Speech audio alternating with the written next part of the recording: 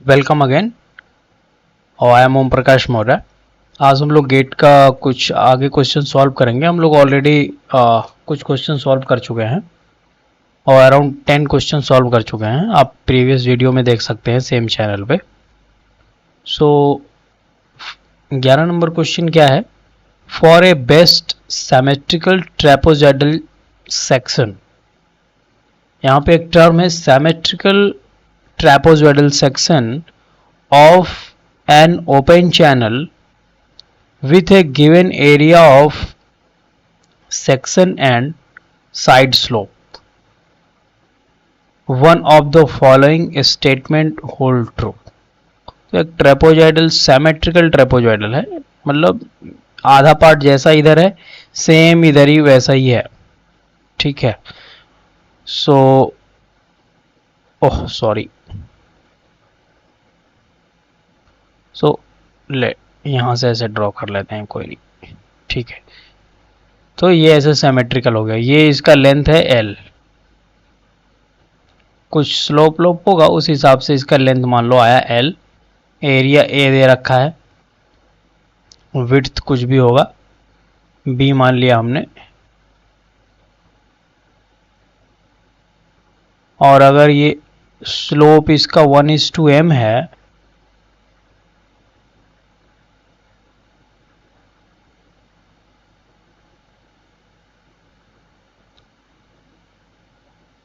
One vertical m horizontal. सो अगर ये y है तो ये होगा my, ये भी my होगा। देख सकते हैं आप, यहाँ पे एक ट्रायंगल हो रहा है। तो इसका मतलब ये होता है कि अगर 1 हम चलेंगे ऊपर तो m जाना पड़ेगा, तो y अगर जा रहे हैं तो कितना जाना पड़ेगा, हॉरिजेंटली कितना जाना पड़ेगा, my। सिमिलरली इस साइड में भी, तो इसका टॉप विड्थ जो आएगा वो क्या आएगा, my प्लस ये वाला b, बीच वाला पार्ट b, तो b प्लस 2my। और साइड स्लोप इसका l है। अच्छा, ये l कैसे कैलकुलेट करते हैं, l कैसे कैलकुलेट करेंगे ये बताइए। तो यहाँ पे देखिए ट्रायंगल बन रहा है, ये y है, ये my है और ये l है। तो L square is equal to क्या हो जाएगा आपका, y square plus my square, right. So यहाँ पे अगर हम y स्क्वायर कॉमन ले लें तो 1 प्लस m स्क्वायर होगा, L स्क्वायर। सो अगर L इज इक्वल टू हम बोलें तो क्या हो जाएगा, root under 1 plus m square, ऐसे L निकलता है। तो जब हम डेरिवेशन करते हैं तो यहाँ पे क्या बोल रहा है कि best symmetrical section. So best का मतलब यहाँ पे ये हुआ कि जब हम इस तरीके का सेक्शन डिज़ाइन करें, ग्राउंड पे जब लेके जाएं, तो हमें कम से कम मिनिमम कॉस्ट में वो डिज़ाइन हो जाए, मिनिमम कॉस्ट। और इस तरीके का मिनिमम कॉस्ट में कब डिज़ाइन होगा, क्योंकि ज़्यादा कॉस्ट आता है हमें लाइनिंग करने में। ये लाइनिंग करने में, लाइनिंग मतलब यहाँ पे कंक्रीट लगाने में ज़्यादा कॉस्टिंग हमें आता है। ठीक है, तो हम क्या करेंगे, जितना मिनिमम करेंगे इसको, पेरीमीटर इसको बोलते हैं, टोटल को पेरीमीटर। तो पेरीमीटर जितना मिनिमम करेंगे उतना बेस्ट सेक्शन होगा। तो हम क्या करते हैं, पेरीमीटर को मिनिमम करते हैं। तो एक रिलेशन ये आता है कि जो टॉप विड्थ है वो 2 टाइम्स ऑफ साइड लेंथ आता है, टॉप विड्थ, ये रिलेशन निकल के आता है। अब इसके लिए आपको फुल डेरिवेशन में यहाँ पे नहीं करा सकता हूँ, अगर आपको चाहिए प्लीज़ तो कमेंट कीजिएगा। तो यहाँ पे ऑप्शन देखिए क्या है, ऑप्शन ए जो है वो हाफ द टॉप विड्थ। तो हाफ हम कर लेते हैं इसको L।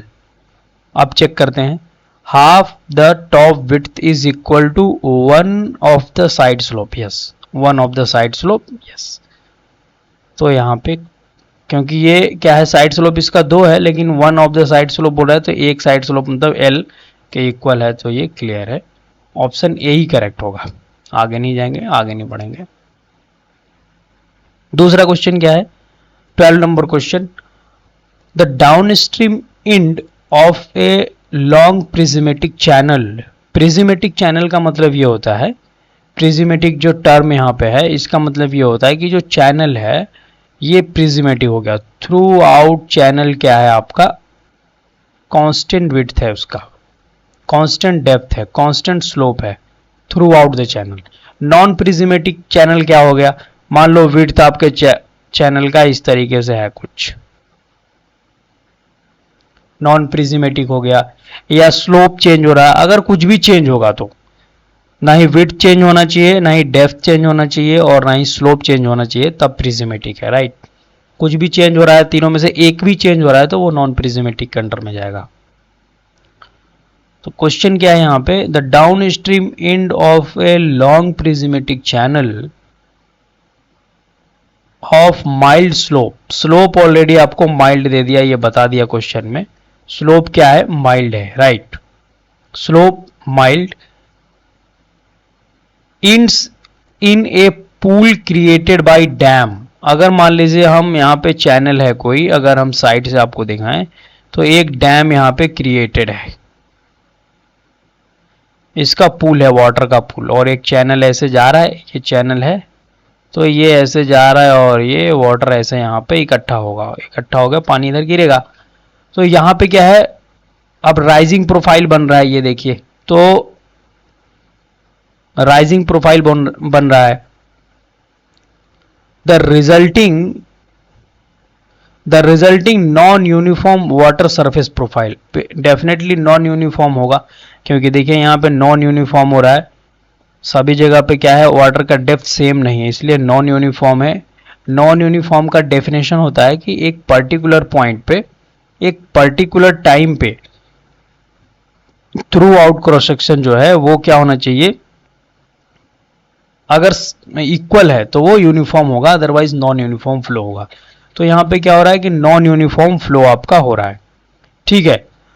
तो डिस्क्राइब, अब ये जो प्रोफाइल बन रहा है ये क्या है, ये M1 है, M2 है, M3 है, तो यहां पे राइजिंग प्रोफाइल बन रही है, राइट, राइजिंग प्रोफाइल बन रही है। तो यहां पे क्या लिखा है, M3 प्रोफाइल इंडिंग इन ए हाइड्रोलिक जंप, नहीं, M1 profile that lie above the normal depth line, yes M1 profile होगा, M1 प्रोफाइल होगा क्योंकि राइजिंग प्रोफाइल है। M2 प्रोफाइल बिल्कुल ये फॉल प्रोफाइल होता है, यहां पे तो राइजिंग प्रोफाइल बन रहा है।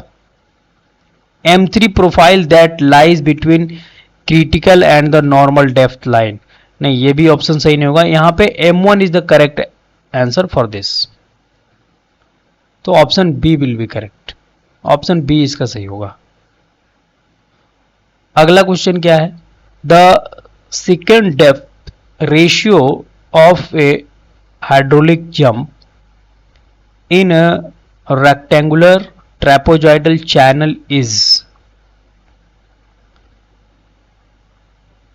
10.3, the Froude number at the beginning of the jump is, तो यहां पे आपको रेशियो दे रखा है, रेशियो क्या दे रखा है, y1 एंड y2 में, y1 एंड y2 में रेशियो दे रखा है।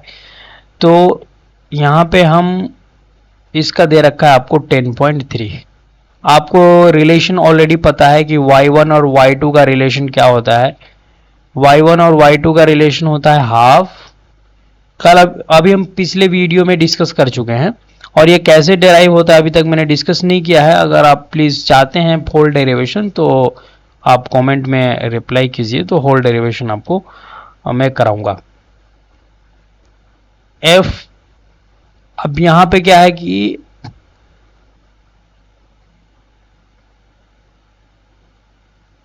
अब यहां पे y1 y2, अब यहां पे डिपेंड करता है कि डेनोमिनेटर में क्या है यहां पे, right, fruit number at the beginning of the jump, मतलब आपसे FR1 पूछा जा रहा है, आपसे FR1 यहां पे पूछा जा रहा है। तो FR1 पूछा जा रहा है तो आपका रिलेशन क्या होगा, आप जो ये रेशियो दे रखा है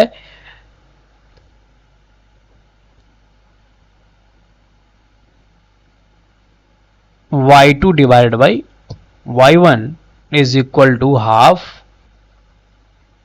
रूट अंडर 1 प्लस 8 होता है FR1 स्क्वायर -1। तो ये होता है। अब यहां पे आप वैल्यू रख दीजिए, y2 बाई y1 आपका क्या दे रखा है 10.3। अच्छा, ये फॉर्मूला ओनली हॉरिजेंटल चैनल के लिए वैलिड है, ये formula only valid for the horizontal channel. ऐसा नहीं कि ट्रेपेजोइडल चैनल दिया है तो आप यही अप्लाई कर रहे हैं, ये नहीं, ये गलत हो जाएगा आपका। तो रिमेंबर रखिए हमेशा 1/2 यहां से आप निकाल सकते हैं FR1, वेरी इजीली निकल जाएगा आपका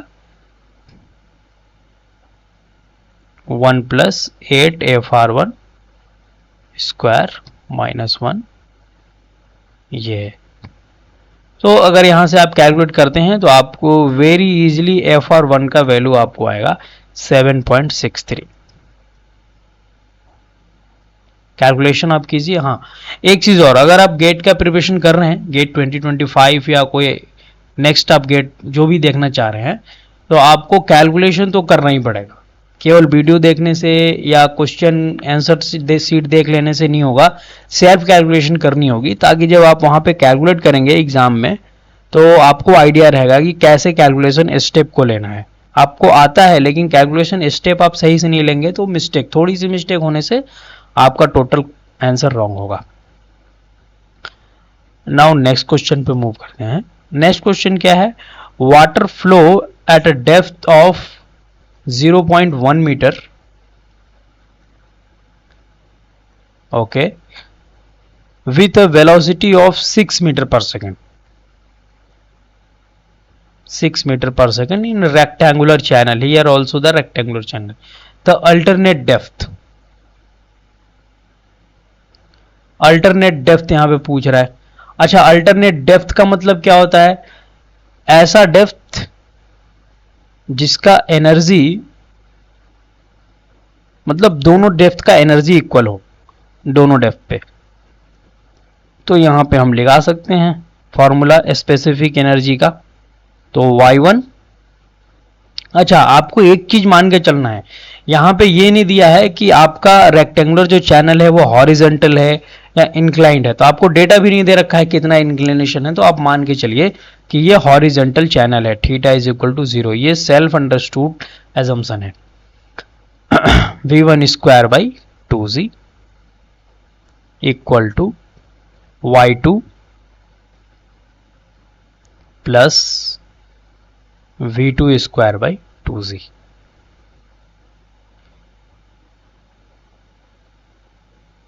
अब यहां से आपको कैलकुलेट करना है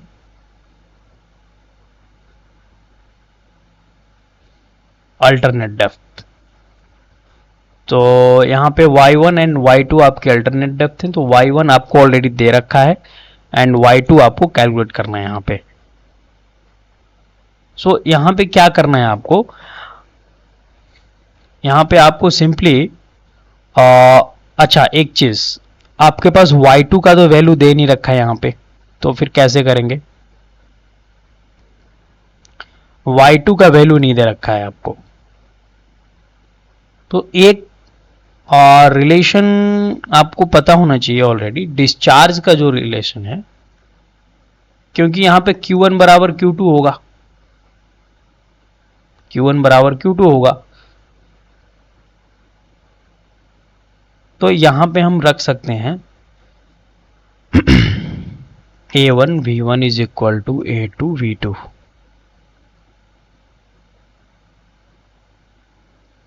सो A1 आपका क्या हो जाएगा Y1 इंटू बी, पी दोनों साइड में सेम होगा, V1 आपका ठीक है, V2 आपको कैलकुलेट करना है और ये आ जाएगा Y2 इंटू बी। तो B से B कैंसिल हो जाएगा, तो आपका V2 जो वैल्यू आएगा A1 इंटू V1 और Y1 you can write Y1 divide by Y2। सो ये वैल्यू आएगा।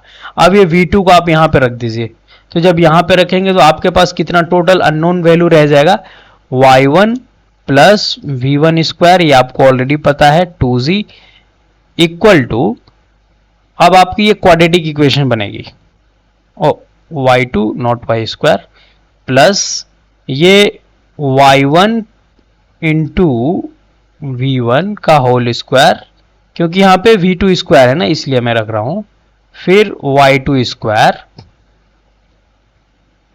और क्यूबिक इक्वेशन बन जाएगा आपका 2z।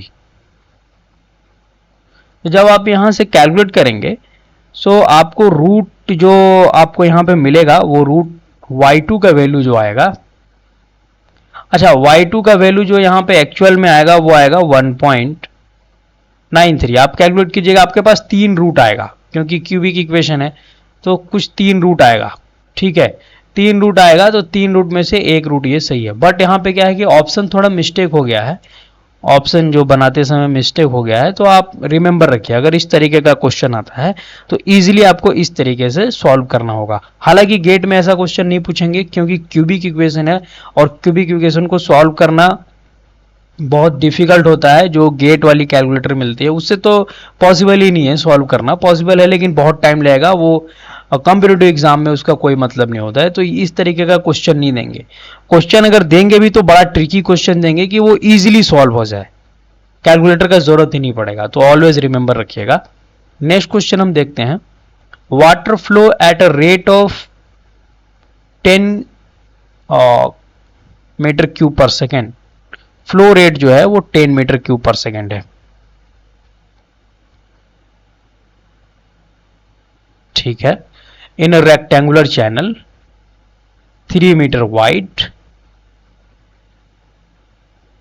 right, the critical depth of flow is, critical depth आपसे पूछा जा रहा है, फॉर्मूला ऑलरेडी आप जानते हैं क्रिटिकल डेप्थ का क्या होता है, Q square by g 1/3। So Q का वैल्यू यहां पे क्या होगा आपका, ऑलरेडी आप जानते हैं discharge divided by width, discharge कितना है आपका 10, विड्थ कितना है 3, तो 3.33 आएगा। So yc is equal to 3.33 square divide by 9.81 power 1/3। जब आप इसको कैलकुलेट करेंगे तो आपका yc जो वैल्यू आएगा ये आ जाएगा 1.04। सो ऑप्शन डी आपका करेक्ट होगा इसके लिए, क्वेश्चन नंबर 15 का। ये बहुत इजी क्वेश्चन था, ये क्वेश्चन अगर आएगा तो, लेकिन इस तरीके का क्वेश्चन अक्सर गेट एग्जाम में या अदर एग्जाम में भी, अदर कॉम्पिटिटिव एग्जाम में, एसएससी जेई हो गया, एसएससी जेई के लिए भी ये क्वेश्चन काफी टफ हो जाता है क्योंकि वहां पे कैलकुलेटर नहीं देते हैं। अब कैलकुलेटर नहीं है तो ये सॉल्व करना मुश्किल है, लेकिन ये क्वेश्चन मैं देखा हूं एसएससी जेई में भी पूछते हुए, और इवन आप बीपीएससी या एमपीपीएससी कुछ भी दे रहे हैं या यूपीपीएससी इंजीनियरिंग सर्विसेज में अगर दे रहे हैं तो इस तरह का क्वेश्चन आप एक्सपेक्ट कर सकते हैं। सो आज के लिए इतना ही, सो थैंक यू।